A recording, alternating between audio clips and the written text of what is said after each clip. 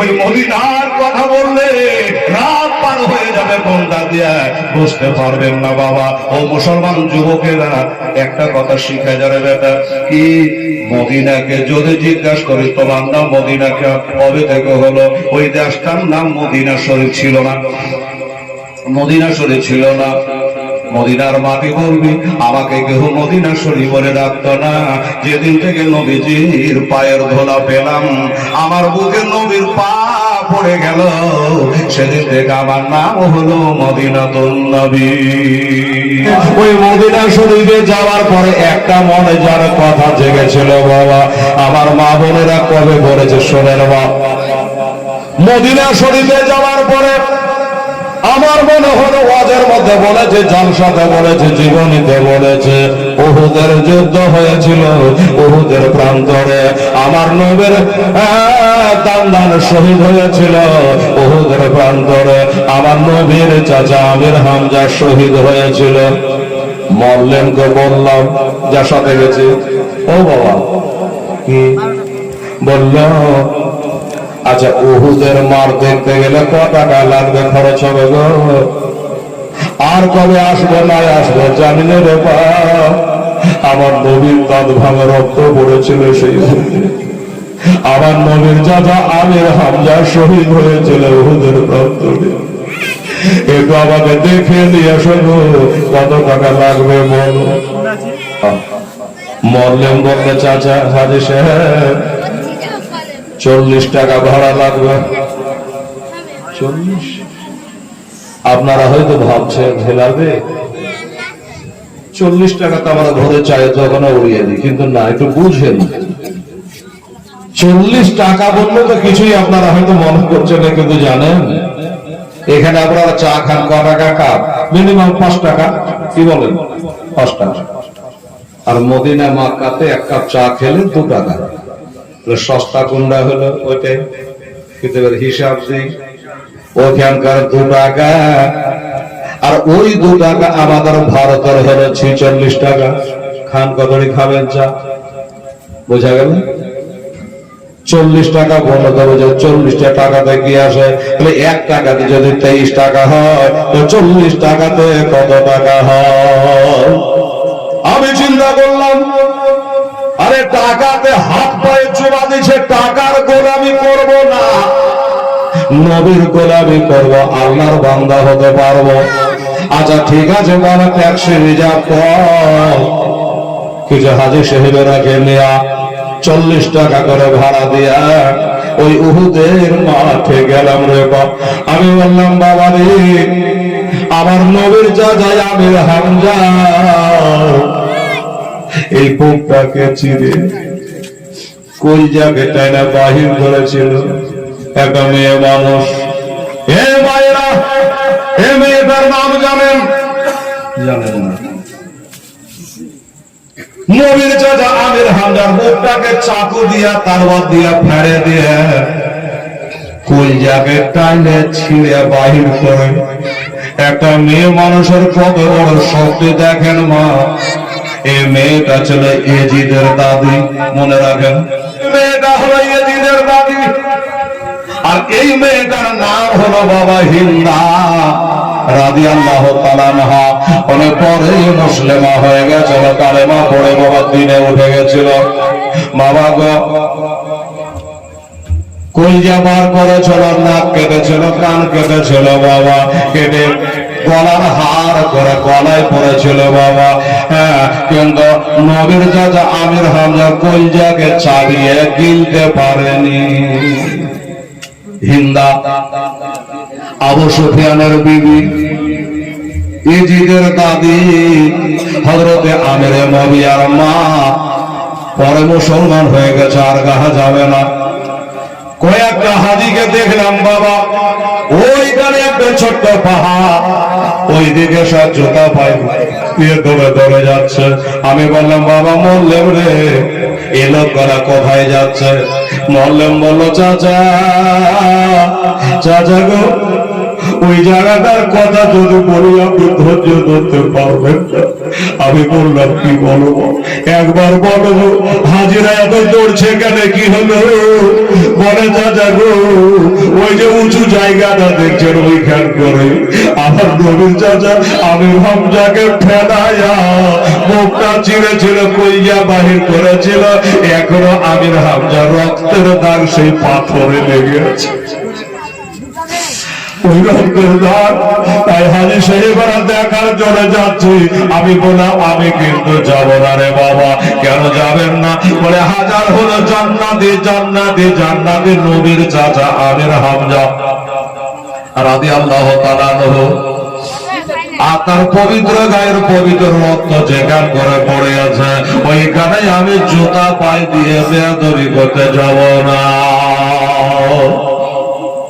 পাঁচির দিয়ে ঘেরা, পাঁচির করে ঘেরা আছে, ৭০ থেকে ৭২টা কবর আছে বাবা। আমি বললাম মল্লেন সাহেব, এই যে ৭০-৭২টা কবর আছে, এই কবর গালার ভিতরে আমার নবীর চাচা আমির হামজার কবরটা কই গো? তখন বলল ওই যে ওরে বড় কবরটা, এটাই হলো হযরত আমির হামজার কবর। ওইখানে দাঁড়িয়ে ৪ কল পড়ে ফাতিহা শরীফ পড়ে, ওইখানে পুলিশের মানা নাই বারণ নাই বাবা। ওইখানে দাঁড়ায় ফাতিহা করে আল্লাহর কাছে দোয়া করলাম, আল্লাহ গো এইখানে যারা ৭০ জন কবরে শুয়ে আছেন আল্লাহ, আমরা মরে গেলে জান্নাতে যাব না জাহান্নামে যাব গ্যারান্টি নাই আল্লাহ। এইখানে ৭০ যারা শুয়ে আছে এরা হলো নির্ঘাত, তারা হলো জান্নাত। যদি জান্নাতে না যায় আল্লাহর কালাম মিথ্যা হয়ে যাবে রে বাবা। আমার আল্লাহ কোরআন পাকে বলেছেন বিসমিল্লাহির রহমানির রহিম, ওয়ালা তাহসাবান্নাল্লাযীনা কুতিলু ফী সাবিলিল্লাহি আমওয়াতা বাল আহইয়াউ ইনদা রাব্বিহিম ইরযাকুন। আল্লাহ পথে যারা শহীদ হয়ে যায় তারা মরে না, তারা হলো জিন্দা। আল্লাহ তরফ থেকে তারা রুজি পাচ্ছে এবং পাবে, তাদের রুজি কখনো বন্ধ হবে না। এমন ৭০ জন ব্যক্তি বাবা ওইখানে তারা না আসে আছে। সুবহানাল্লাহ, আলহামদুলিল্লাহ। আমার মা বোনেরা ভাইরা, আরে টাকা ১,০০০ ৫,০০০ আমার মায়েরা গো, টাকা ৫,০০০ দেওয়া যায় রে মা মসজিদে, কিন্তু একটা কথা বলেন বাবা, নিজের বেটাকে কি দেওয়া যায় রে বাবা? নিজে স্বামীকে কি দান করা যায় রে বাবা? শোনেন রে বাবা, উহুদের যুদ্ধ চলছে মা আর একটা মহিলা, এই আমার মা বড় বেটিদের মতো একটা মহিলা, একটা মহিলা চোখের পানি ফেরায় কার মুখে শুনেছে নবীজির দান্দার ভাঙার কথা। তাই মেয়েটা পাগলের মতো কাঁদতে কাঁদতে কাঁদতে উহুদের দিকে চলে যাচ্ছে বাবা। আর ওদিক থেকে একজন নবীর সাহাবী চলে আসছে মা। এসে মেয়েটা বলল, ও ভাই একটু দয়া করে দাঁড়াও, একটু দয়া করে দাঁড়াও, একটু উহুদের ঘটনা শোনাও। সাহাবী ঝরঝর করে কেঁদে বলল, উহুদের ঘটনা তোমাকে কি শোনাবো মা? কি আমার মুখ দিয়ে কথা সরে না, আমি চোখের পানি ধরে রাখতে পারি রে মা।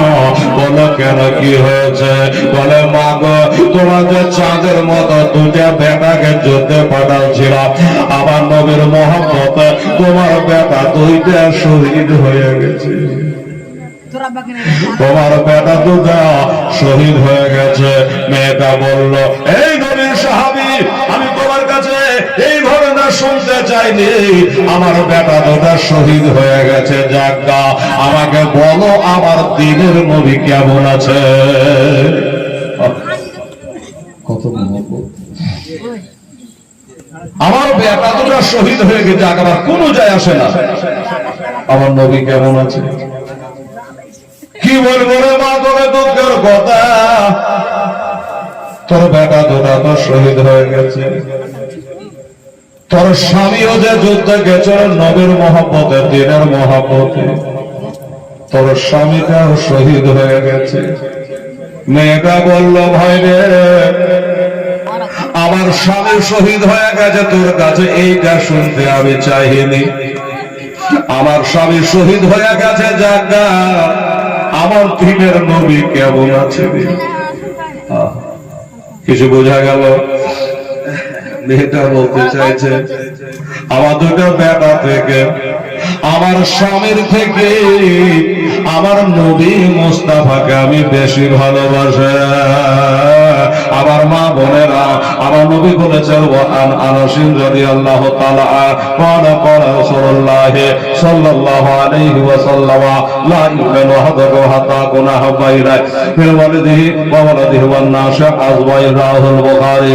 নবী বলেছে, মা থেকে, বাবা থেকে, আওলাদ থেকে, সারা দুনিয়ার মানুষের থেকে যারা আমার নবীকে বেশি ভালোবাসবে না, এরা মুমিন হতে পারবে না, তারা ঈমানদার হতে পারবে না। ঈমানদার হওয়া, মুমিন হওয়ার শর্ত হলো একটাই, সব থেকে বেশি আমার নবীকে ভালোবাসা। আমার এই নবীর প্রেম প্রীতি ভালোবাসা নিয়ে এই দুনিয়া থেকে রুশাদ হওয়া, বিদায় হওয়া, তাহলে আমাদের এই জগৎ, পরজগৎ, কবর সব আমাদের শান্তি হবে। বাবা, শবে কদরের রাত, কোরআন বলে খায়রুম মিন আলফি শাহর। শবে কদরের রাতে একটা রাত্রি যদি কেউ ইবাদত করে, তো কোরআন শরীফে আল্লাহ বলছে 1000 মাস সমান নেকি আল্লাহ এক রাতে দেবে। কিন্তু বলছে যে ওই লাইলাতুল কদরের রাত থেকে আজকের এই মিলাদুন নবীর দাম কোটি গুণে বেশি। জোরে বলেন সুবহানাল্লাহ। কেন বেশি? এই জন্য বেশি, লাইলাতুল কদরে কোরআন এসেছে, আর এ রবিউল আউয়াল শরীফের চাঁদে সাহেবে কোরআন এসেছে। বুঝে যান। আর নবী যদি না আসতো, তাহলে লাইলাতুল কদর কোথায় পেতেন? শবে বারাত কোথায় পেতেন? শবে মেরাজ কোথায় পেতেন? লাইলাতুল আশুরা কোথায় পেতেন? রোজাই কোথায় পেতেন? আর কোরআন শরীফই বা কোথায় পেতেন? তো এই নবীর ওসিলায় 18,000 মাখলুকাতকে আবার আল্লাহ তাআলা সৃষ্টি করেছে। কাজে সব থেকে বেশি আমার নবীকে মহব্বত করবেন। এই কথাটাই যেন আপনাদের সার কথা, মেন কথা, ভালোবাসবেন। নবীর সাথে কোনো বেয়াদবি করবেন না, নবীর সাথে কোনো বেয়াদবি কথা এ কান দিয়ে শুনবেন না, ওদের জালসাতে হাজির হবেন না। যে জালসাতে নবীর বেয়াদবি করা হয়, নবীর গুস্তাখি করা হয়, নবীকে আমার মতো বলা হয়। আলেমেরা বসে আছে, একটা কথা আপনারাকে বলে দিই, কোন ব্যক্তি যদি নবীকে আমার মতো বলে, ফতোয়াতে কি বলে, কেউ যদি নবীকে আমার মতো বলে, তাহলে তার জন্য জান্নাত হারাম। আর কেউ যদি তার বিবিকে বলে দেয় যে তোর চেহারাটা, তোর হাতটা, তোর মাথার চুলগুলা আমার মায়ের মতো, এই কথাটা মুখ দিয়ে বেরিয়ে যায়, তো তার লেগে বিবি হারাম। মনে রাখবেন, তোর বিবিকে তো মা বললো না, তোর চুলগুলা আমার মায়ের চুলের মতো, এই কথাই বলা যদি বিবি হারাম হয়। আর নবীকে আমার মতো বলতে গেলে তার জন্য জান্নাত হারাম হয়। ভাইরা, মা বোনেরা, মুফতি সাহেবকে জিজ্ঞাসা করেন, এবার জান্নাত নিতে গেলে খালিস দিলে তাকে তওবা করতে হবে, আর বিবিকে নিতে গেলে তাকে কাফারা দেওয়া লাগবে, নইলে তার জন্য বিবি জায়েজ হবে না। খবরদার, নবীর সাথে যেন বেয়াদবি না হয়। নবী যে কি জিনিস ছিল, নবীটা যে কি জিনিস আমরা বুঝতে পারিনি। আমার নবী বলছেন, আবু বকর একটা কথা বলবো, বললো কি, তুমি নবীকে কোনদিন দেখেছো? আমার মা বোনেরা, আপনার আগে কেউ যদি বলেন তো কি টানার মা বোনেরা তোরা হেলালকে দেখেছিস, বোঝাবার লাগে বলছি আমার মা বোনের হেলালকে দেখি নাই। কতবার আমার দেশে জীবনী জালসা করতে আসে, হেলালকে দেখি নাই, কেমনই প্রশ্ন। আমার নবী বলে আবু বকর, যে আবু বকর নবীর পিছে 5 ওয়াক্ত নামাজ পড়ে গো, ওই আবু বকরকে নবী বলছেন, আবু বকর তুমি নবীকে দেখেছ? আবু বকর বলে হুজুর আমি রাত দিন আপনার সাথে ভাতে সব সময় তো আপনাকে দেখছি, আর আপনি জিজ্ঞাসা করছেন তুমি নবীকে দেখেছো, আর মানে কি? আমার নবী বলছেন আমি আর ভারি হাকিকাতান সাওয়ারব্বি। আবু বকর রে আমি যে কি আর আমি যে কে, আমার আসলি একটা আমার আল্লাহ ছাড়া কেউ জানে না। আল্লাহুস সামাদ, আমি যে কি জিনিস এটা আমি আমার আল্লাহ ছাড়া কেউ জানে না। আর আমরা জেনে গেলাম যে নবী আমাদের মতো মানুষ ছিল না। বাবা আমাদের মতো মানুষ ছিল না, নবী আলাদা জিনিস ছিল বাবা। নবীর কালমা হলো আলাদা, নবীর নামাজ হলো আলাদা, নবীর দরুদ হলো আলাদা। আমরা 5 বার করে নামাজ পড়ি মা, আর আমার নবী 6 বার করে পড়ে। আমাদের কলমা হলো লা ইলাহা ইল্লাল্লাহ, আমার নবীর কলমা হলো লা ইলাহা ইল্লাল্লাহ আমি রাসূলুল্লাহ। এবার আমরা যদি কেউ আমি রাসূলুল্লাহ বলি তাহলে বাড়ি আলি তালাক, কাফের হয়ে যাব। আর নবীর সঙ্গে পাঙ্গা নিয়ে নবী আমার মতো। বাবা গো কোরআন বলে ফানকুহুমা তাবালাকুম মিনান নিসা মাসরা ওয়া সুলাসা রুবা।